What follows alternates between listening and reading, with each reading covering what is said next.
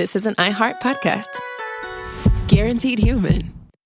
Well, the holidays have come and gone once again, but if you've forgotten to get that special someone in your life a gift, well, Mint Mobile is extending their holiday offer of half off unlimited wireless. So here's the idea. You get it now, you call it an early present for next year. What do you have to lose? Give it a try at mintmobile.com/switch. Limited time 50% off regular price for new customers. Upfront payment required. $45 for 3 months, $90 for 6 months, or $180 for 12-month plan. Taxes and fees extra. Speeds may slow after 50 gigabytes per month when network is busy. See terms. Support for the show comes from Public, the investing platform for those who take it seriously. On Public, you can build a multi-asset portfolio of stocks, bonds, options, crypto, and now generated assets, which allow you to turn any idea into an investable index with AI. It all starts with your prompt. From renewable energy companies with high free cash flow to semiconductor suppliers growing revenue over 20% year over year. You can literally type any prompt and put the AI to work. It screens thousands of stocks, builds a one-of-a-kind index, and lets you backtest it against the S&P 500. Then you can invest in a few clicks. Generated assets are like ETFs with infinite possibilities, completely customizable and based on your thesis, not someone else's. Go to public.com/podcast and earn an uncapped 1% bonus when you transfer your portfolio. That's public.com/podcast. Paid for by Public Investing. Brokerage services by Open to the Public Investing Inc. Member FINRA and SIPC. Advisory services by Public Advisors LLC, SEC registered advisor. Generated assets is an interactive analysis tool. Output is for informational purposes only and is not an investment recommendation or advice. Complete disclosures available at public.com/disclosures.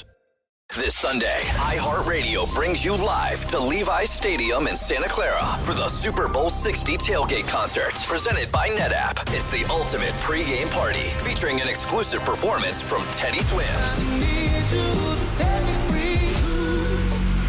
Your front row experience will be on iHeartRadio stations across the country and the free iHeartRadio app this Sunday at 3:30 Eastern, 12:30 Pacific. Then, after the concert, tune in to the Super Bowl 60 pregame show on NBC. This is Andrea Gunning from Betrayal. Most wellness routines fail somewhere between day one motivation and where did I put that powder?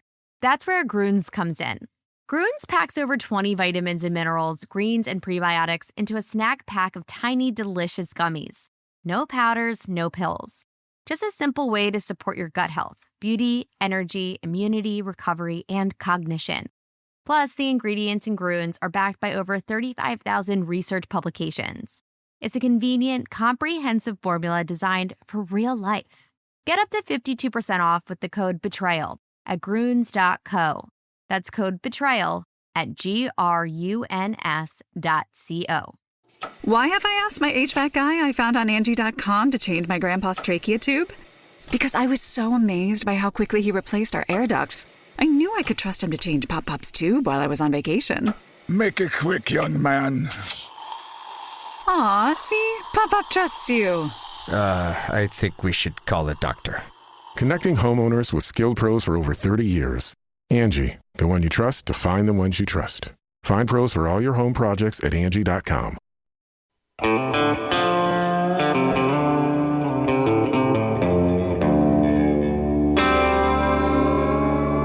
Body Bags with Joseph Scott Morgan.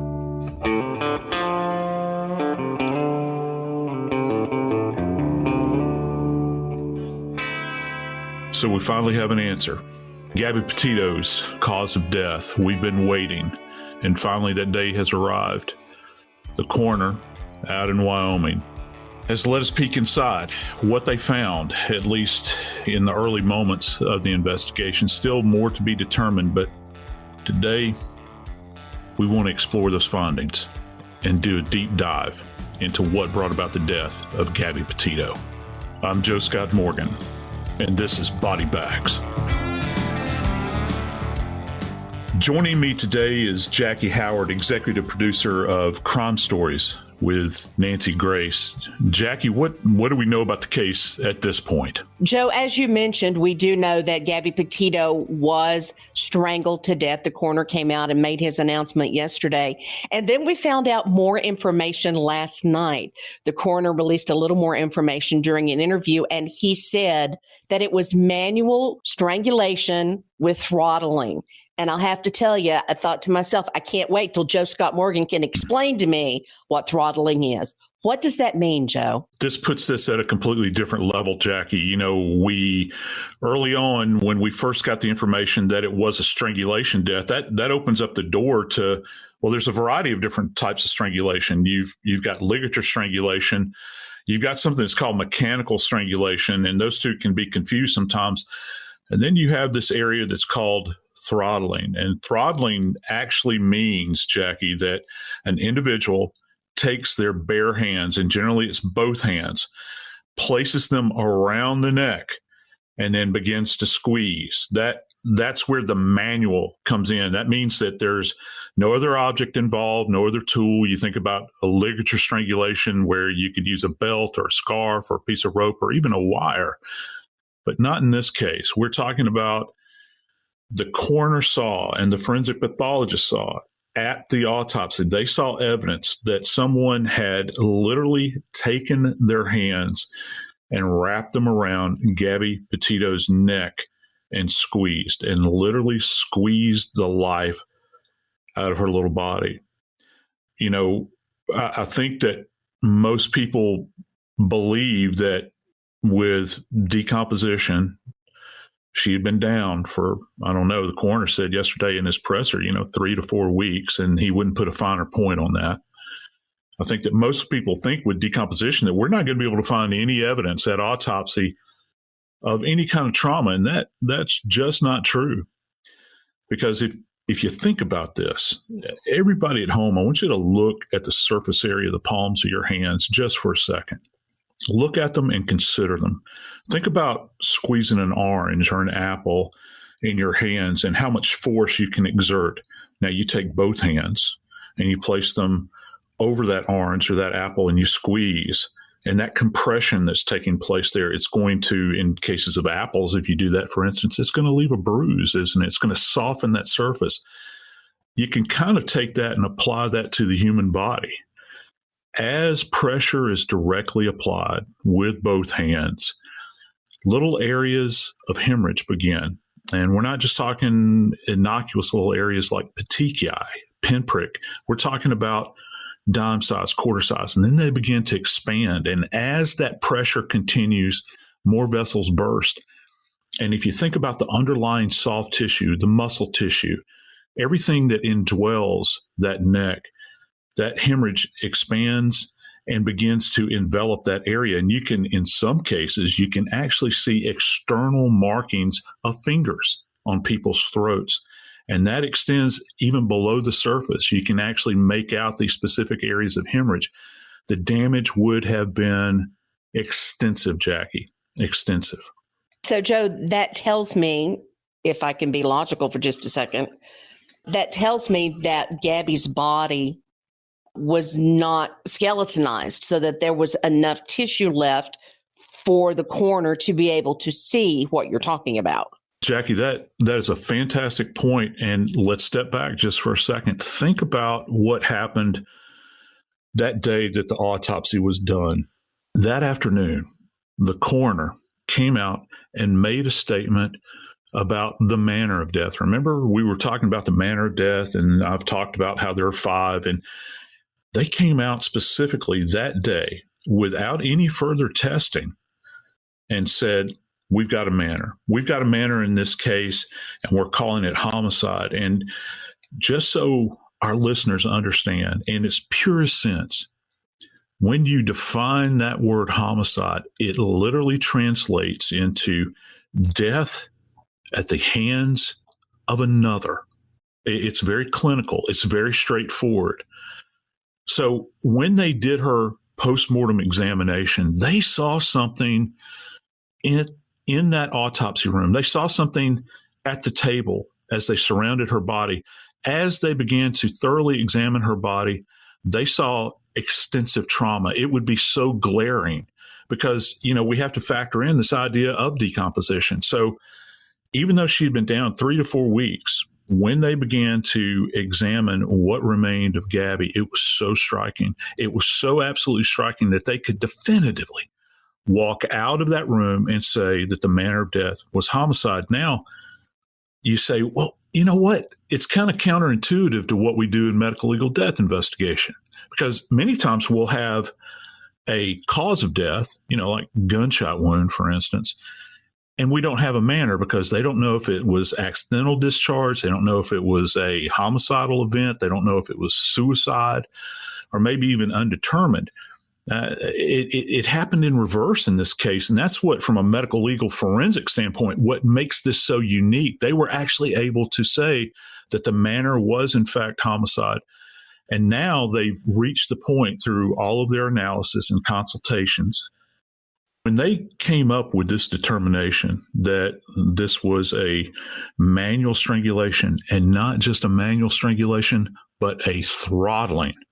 That's very specific. That means that at this point, they have ruled out things like a ligature strangulation involving a rope, because if we see cases where individuals are strangled with a rope, it leaves a deep furrow externally on the neck. It leaves a very specific underlying hemorrhage that's linear. That's not what they saw. They saw massive hemorrhage in this area, underlying where they knew, or at least they're putting forward the idea, underlying the area where the hands would have actually made contact. So they had specific identifying information and evidence at that autopsy to name this specifically as a manual strangulation via throttling.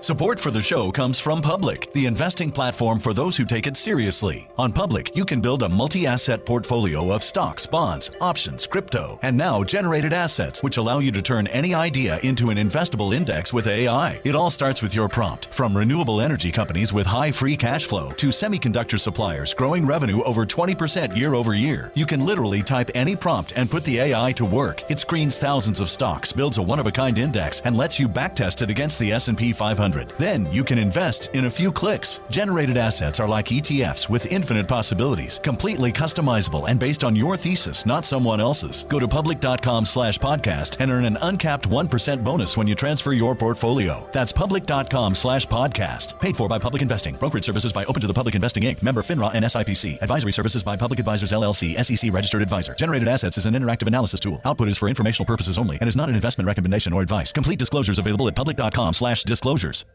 This Sunday, iHeartRadio brings you live to Levi's Stadium in Santa Clara for the Super Bowl 60 tailgate concert, presented by NetApp. It's the ultimate pregame party, featuring an exclusive performance from Teddy Swims.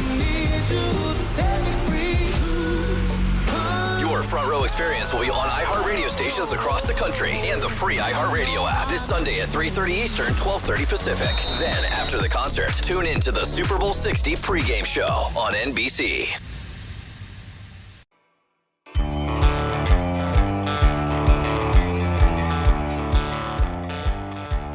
I'm back here with Jackie Howard, and Jackie and I are discussing this idea of manual strangulation and what the coroner and the forensic pathologist actually found at autopsy. Joe, you were talking about the coroner coming out and making his determination that it was homicide on the day of the autopsy.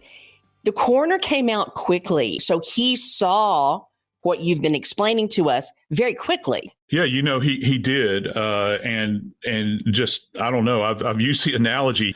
It's almost metaphorically like he sprinted to the microphone, to make that. And as you well know, people in my line of work and law enforcement, we try to avoid microphones at all costs. In this particular context, he sent out a specific ruling in this case and was very quick about it. And I think there's a lot that goes into this, but keep in mind, this is an ongoing criminal investigation. You've got a person of interest that's at large, essentially.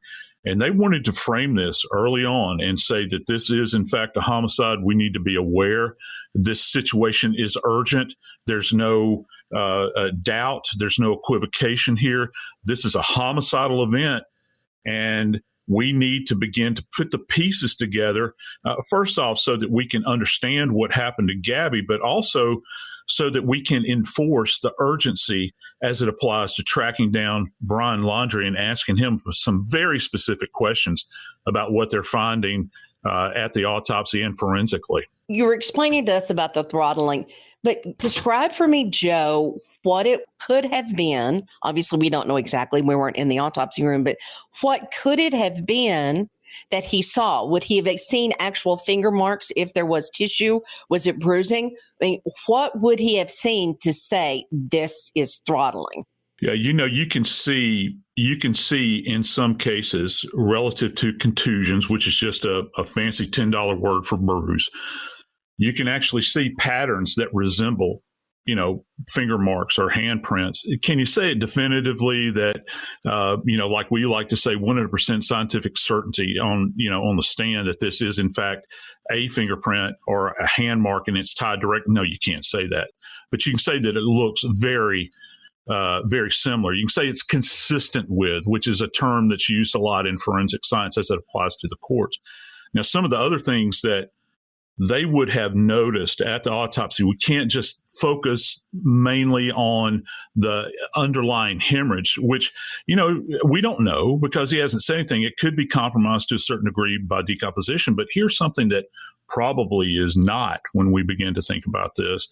The cartilaginous bodies of what's commonly known. The what? The what, Joe? The cartilaginous bodies, which is what makes up our windpipe, essentially, that underlying area in our trachea that gives it firmness. Everybody can feel this at home. Do you know that with throttling, not only do you create hemorrhage around that area, there's a crushing event that takes place. And even though cartilage is soft, it's softer certainly than bone, cartilage will fracture. And it'll have its own little areas of hemorrhage. And that's one of the things that they would look for. We've heard about people having their quote unquote windpipe crushed. That could be one of the things they're looking for. And also that tiny little bone that everybody likes to talk about, Jackie. And that, of course, is the hyoid.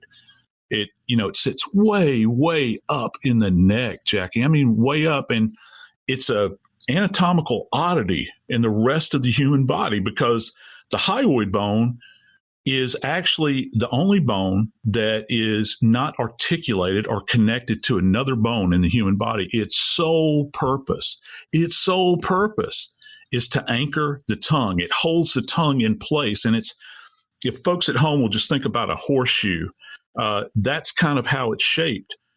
And you can see hemorrhage in that area. You can see fractures in that area.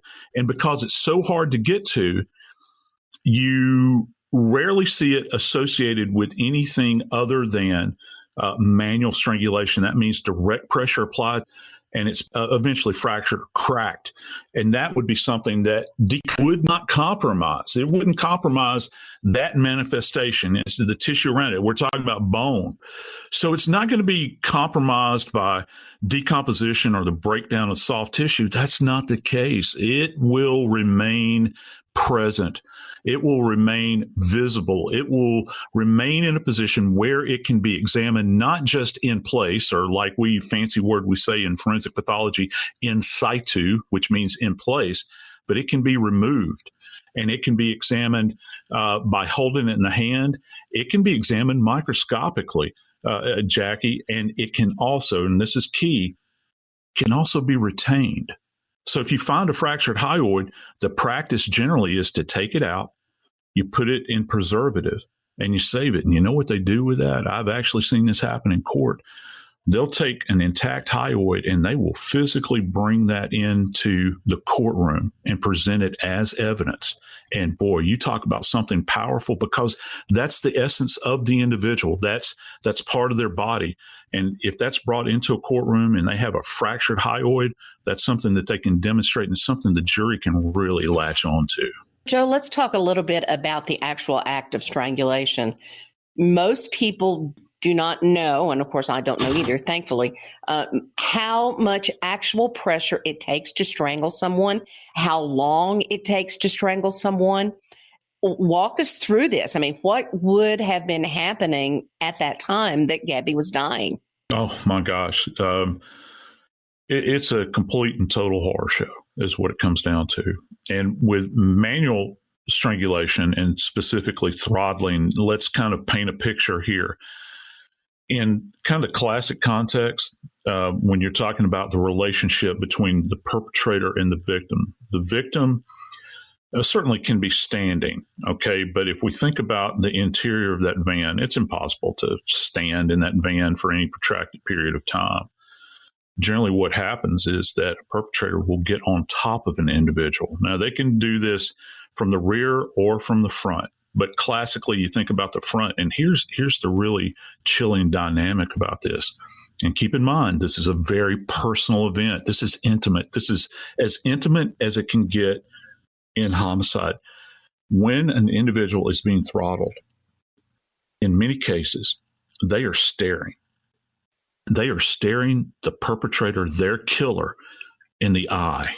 And just let that sink in just for a second, because when you think about the relationship between the two in a physical sense, where the individual is eye to eye with this person, their life, the victim's life, is slowly being diminished.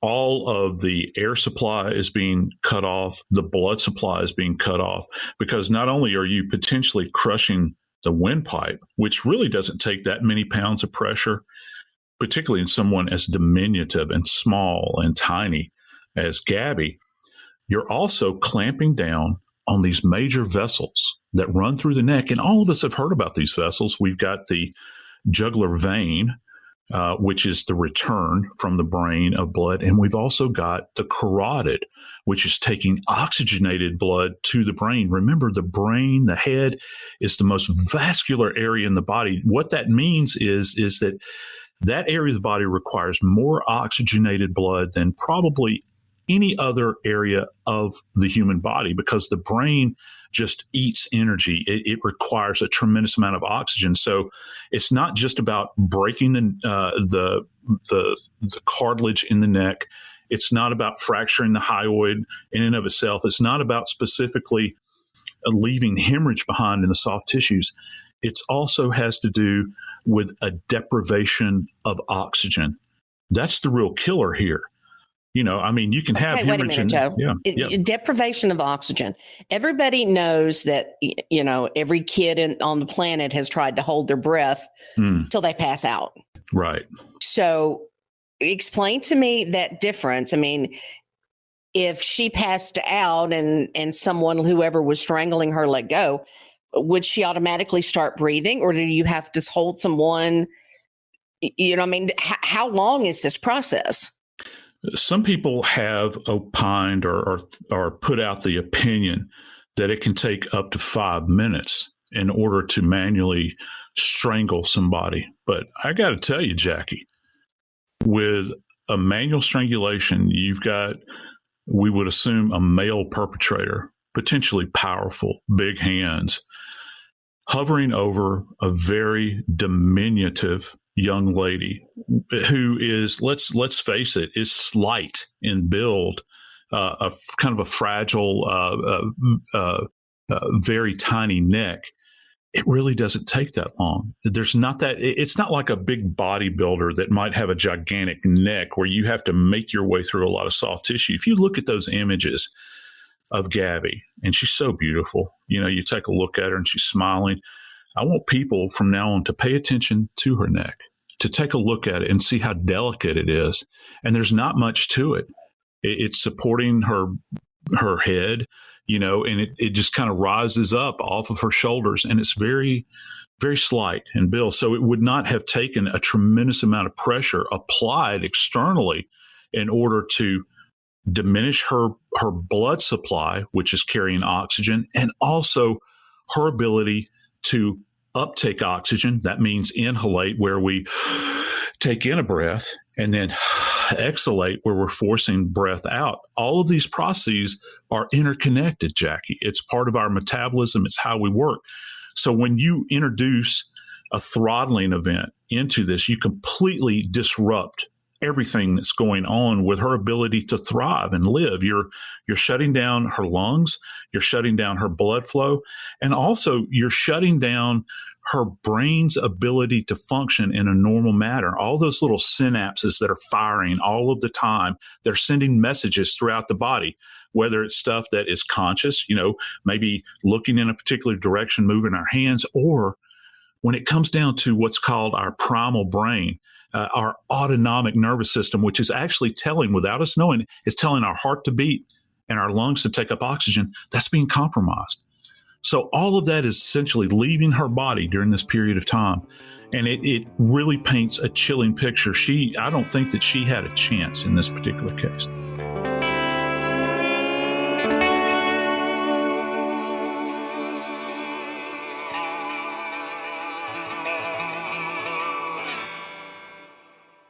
Support for the show comes from Public, the investing platform for those who take it seriously. On Public, you can build a multi-asset portfolio of stocks, bonds, options, crypto, and now generated assets, which allow you to turn any idea into an investable index with AI. It all starts with your prompt. From renewable energy companies with high free cash flow to semiconductor suppliers growing revenue over 20% year over year, you can literally type any prompt and put the AI to work. It screens thousands of stocks, builds a one-of-a-kind index, and lets you backtest it against the S&P 500. Then you can invest in a few clicks. Generated assets are like ETFs with infinite possibilities, completely customizable and based on your thesis, not someone else's. Go to public.com/podcast and earn an uncapped 1% bonus when you transfer your portfolio. That's public.com/podcast. Paid for by Public Investing. Brokerage services by Open to the Public Investing Inc. Member FINRA and SIPC. Advisory services by Public Advisors LLC, SEC registered advisor. Generated assets is an interactive analysis tool. Output is for informational purposes only and is not an investment recommendation or advice. Complete disclosures available at public.com/disclosures. This Sunday, iHeartRadio brings you live to Levi's Stadium in Santa Clara for the Super Bowl 60 tailgate concert, presented by NetApp. It's the ultimate pregame party, featuring an exclusive performance from Teddy Swims.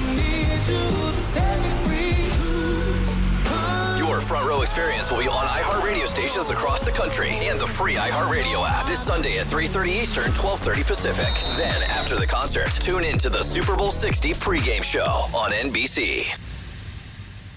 Now I'd like to introduce you to Meaningful Beauty, the famed skincare brand created by iconic supermodel Cindy Crawford. It's her secret to absolutely gorgeous skin. Meaningful Beauty makes powerful and effective skincare simple, and it's loved by millions of women. It's formulated for all ages and all skin tones and types, and it's designed to work as a complete skincare system, leaving your skin feeling soft, smooth, and nourished. I recommend starting with Cindy's full regimen, which contains all 5 of her best-selling products, including the amazing youth-activating melon serum. This next-generation serum has the power of melon leaf stem cell technology. It's melon leaf stem cells encapsulated for freshness and released onto the skin to support a visible reduction in the appearance of wrinkles. With thousands of glowing 5-star reviews, why not give it a try? Subscribe today and you can get the amazing Meaningful Beauty system for just $49.95. That includes our introductory 5-piece system, free gifts, free shipping, and a 60-day money-back guarantee. All of that available at meaningfulbeauty.com.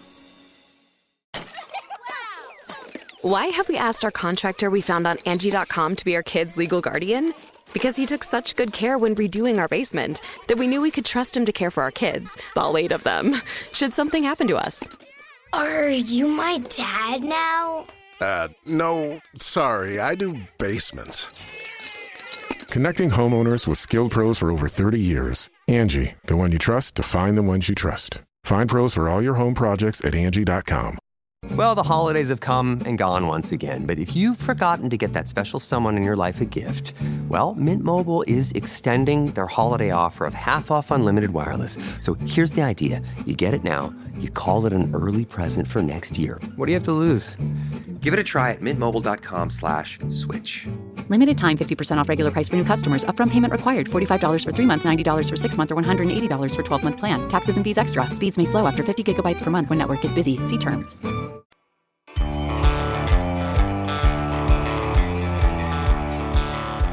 We're talking about the deprivation of oxygen. We're talking about manual strangulation in the case of Gabby Petito. But there's more to consider here, isn't there, Jackie?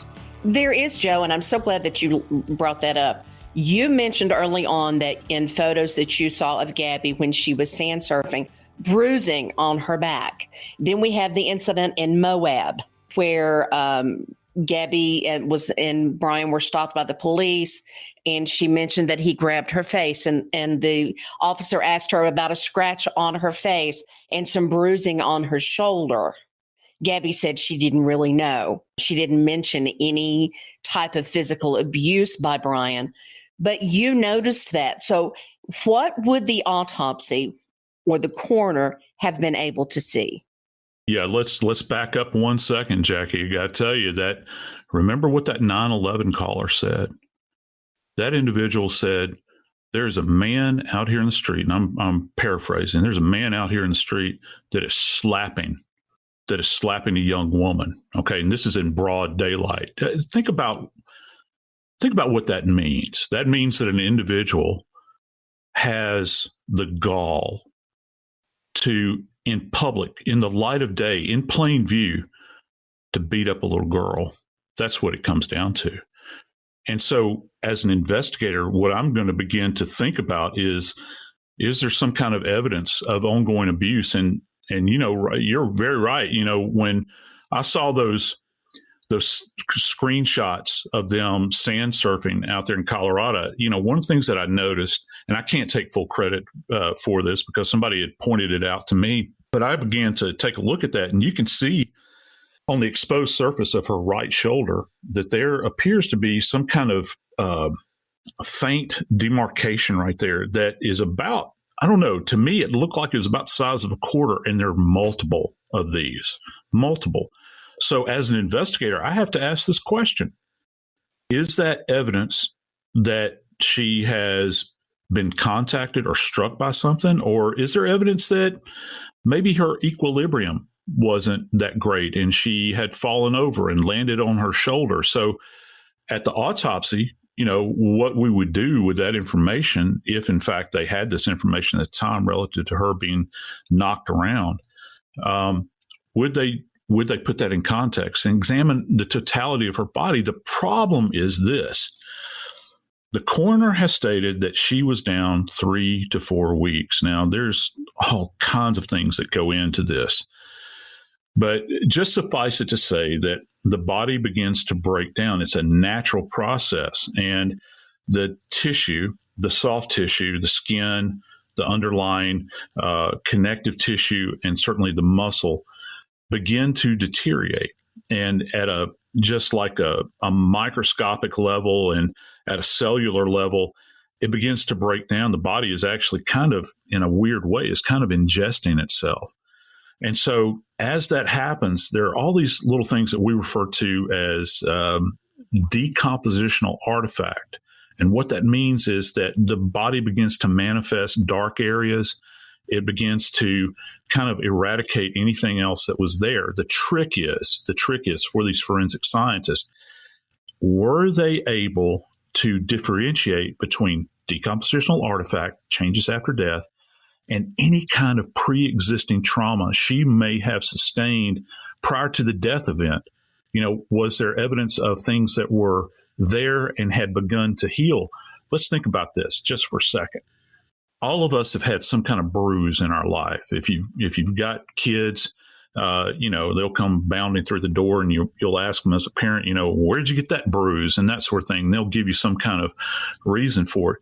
Every bruise that we have, or contusion, it goes through stages, doesn't it? Just think about it. Initially, it's really bright red, and then it becomes kind of a blue to purple color. Sometimes it'll go black and then blue and the purple. And then it goes through that really disgusting phase where it'll be yellow and green, and finally it's gone. Well, that takes place over time, and it's resolving, it's healing. So the question would be, from a scientific perspective, had decomposition compromised that tissue where you couldn't appreciate it fully, where you couldn't understand or be able to appreciate if there was healing going on of old injuries?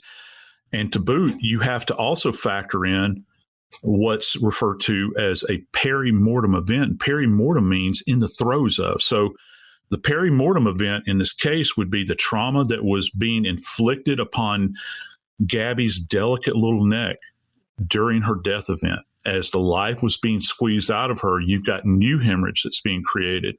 So it's a difficult task for the forensic scientist because you've got this just huge mesh of information they're trying to disseminate and separate. So you've got all the stuff that happened prior to her death. You've got the stuff that happened during the midst of that perimortem event I mentioned. And then you got all the stuff that happens after death. And you can see what a web this is that they kind of have to pick apart. It's no wonder that it took us, several weeks downrange after they came up with the manner of death to give us a cause of death. Does the blood pooling, the blood that remains in the body when you die in the position, the blood goes to the lowest position in the body, is that going to affect being able to tell about the bruises? You're referring to something we call postmortem lividity or livor mortis. And essentially, if you'll think about, if you'll just take at home, you'll take a cup of water and take it, stand over your sink. Don't do it in the middle of your living room, but take a cup of water, stand over the sink and tip it over. What happens to the water? Well, it goes to the lowest point of gravity.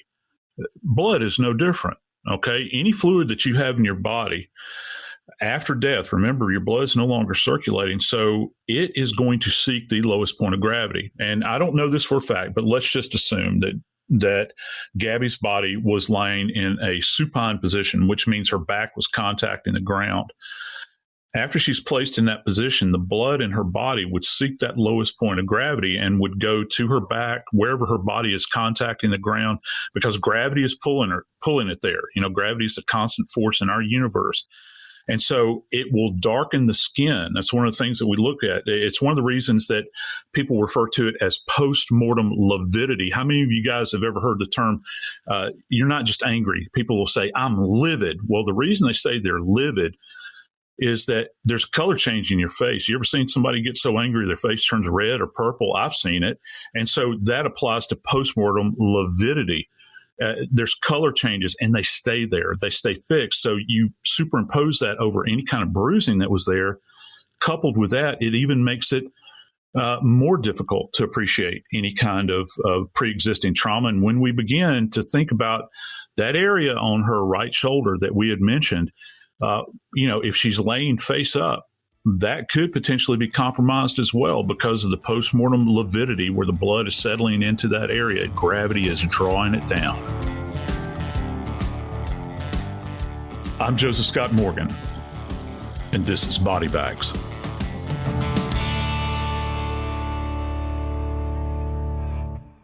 This Sunday, iHeartRadio brings you live to Levi's Stadium in Santa Clara for the Super Bowl 60 tailgate concert, presented by NetApp. It's the ultimate pregame party, featuring an exclusive performance from Teddy Swims. Your front row experience will be on iHeartRadio stations across the country and the free iHeartRadio app this Sunday at 3:30 Eastern, 12:30 Pacific. Then, after the concert, tune in to the Super Bowl 60 pregame show on NBC.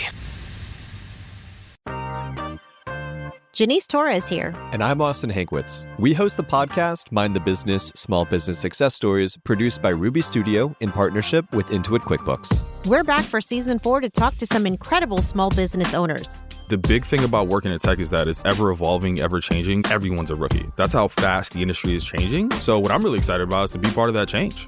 So listen on the iHeartRadio app, Apple Podcasts, or wherever you get your podcasts. This is Andrea Gunning from Betrayal. Most wellness routines fail somewhere between day one motivation and where did I put that powder? That's where Grüns comes in. Grüns packs over 20 vitamins and minerals, greens, and prebiotics into a snack pack of tiny, delicious gummies. No powders, no pills. Just a simple way to support your gut health, beauty, energy, immunity, recovery, and cognition. Plus, the ingredients in Grüns are backed by over 35,000 research publications. It's a convenient, comprehensive formula designed for real life. Get up to 52% off with the code BETRAYAL at Grüns.co. That's code BETRAYAL at GRUNS.co. Are you a fraud-paying American? 1 in 4 tax-paying Americans has been a victim of identity fraud.